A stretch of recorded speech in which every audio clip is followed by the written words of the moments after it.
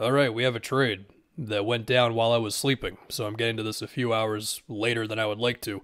Rui to the Lakers, Kendrick Nunn in 3 seconds to the Wizards, one of them this year, the other two in the way future. You already knew all this. I know Rui to the Lakers is the big thing here, but real quick for the Wizards, was this the best they could get for Rui? I mean, there was that thing very recently where he was like, yeah, I want to go somewhere that actually wants to keep me, and, he's been playing behind Kuzma this year and all that. But my thing is like, could they have pushed this to the deadline and gotten the same offer? With the idea being maybe somebody else gives you a better offer because they're like, wait a minute, we could use Rui Hachimura. I don't know, man. This did seem to happen pretty quickly. I imagine if you told Wizards fans when Rui was drafted that in 4 years he will be traded for Kendrick Nunn in some seconds, I'm going to assume they wouldn't have been too hyped about that. And I guess now we can get to Rui and the Lakers. And, Rui's just kind of a weird player because he has the size of your ideal guy today. Does he have the exact game that teams are looking for? Well, he doesn't shoot a whole lot of threes, even if his percentages are okay for his career.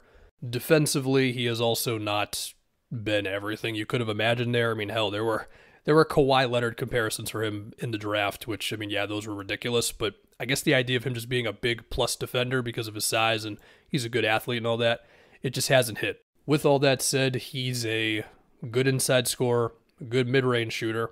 And if you want to pull up his last game against the Magic where he dropped 30 points, there's some pull-up jumpers in there that look pretty sweet.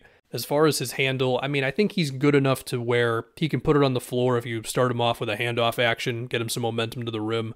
Or if he's attacking a closeout and he can get the angle on somebody, he can then get it to the basket. You're not going to give him the ball and pick and roll a lot. And so we think about how the Lakers can tap into all this.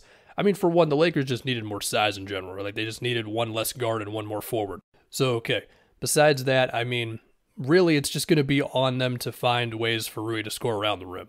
And the two obvious ways for that are screen setting as well as cutting, whether that's him screening four guys on the ball or him like having off-ball screens set for him or him screening and then in the mix of the defense, trying to figure that out. He might have some cutting opportunities.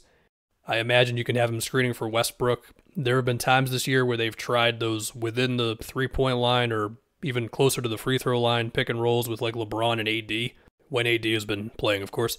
Perhaps you could do something similar with Rui. Is it possible for Rui to be screening for LeBron? I mean, they're like size, so maybe teams would just switch that action. I don't know, but you could try it. Of course, in transition, you can get some stuff for him. Perhaps they could dabble in some having him at the dunker spot at times. We'll see there. So let's say AD is in the post and then Rui is just kind of floating around the dunker spot. Sometimes that can create spacing problems for teams. Other times it can actually be a real weapon because then that defender can't really slide over to you. But of course, there's going to be times where he's also just at the three-point line. And we'll see, as basic as that sounds, but also, I guess, like, what is going to be the balance between we have him at the three-point line and we have him just doing a bunch of whatever within the line because, of course, that's, again, where he's really at his best. As for the defense on the Lakers, I mean, look, Rui, if he was a lockdown defender or if he was an amazing help defender, you would not be able to get him for Kendrick Nunn and 3 second-round picks. That being said, he gives him more size. When AD is eventually back, you just hope Rui just stay disciplined and try hard enough, and you can just be a piece. Now let's get to some money stuff. So, Woj already had a thing saying the Lakers plan to extend Rui this offseason. I am going to guess that does not go anywhere beyond, I don't know, 13, 14 a year or so. Now the cap is going to go up and all that, so maybe I'm a few million off, but I think it's going to be within that ballpark. Or I could be dead wrong on that, I don't know. Regardless, the big thing there is that it's going to eat into their off-season cap space, and there's a chance they're going to want to bring back like Austin Reeves or Lonnie Walker or Thomas Bryant.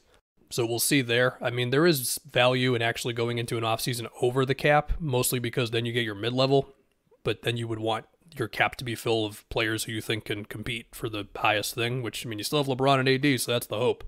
So we'll see. I mean, the conversation is still out there between the distant first-round picks, and okay. I've done my spiel about that one enough. Basically, just if you're going to trade him, make sure the return is worth it and not just a marginal improvement because your fans are yelling at you on Twitter. Because, of course, Rob Pelinka checks Lakers Twitter. And I think that's it, man. I mean, I will say, regardless of all the specific details and everything, for the Lakers, I mean, given that Kendrick Nunn it just never hit like that. He was injured the first year, second year, he just was not that spark plug scorer that they wanted him to be. They picked up a 24-year-old forward who was not perfect, but also, like, I don't know, these are the moves you just have to make in the NBA sometimes, and sometimes they hit.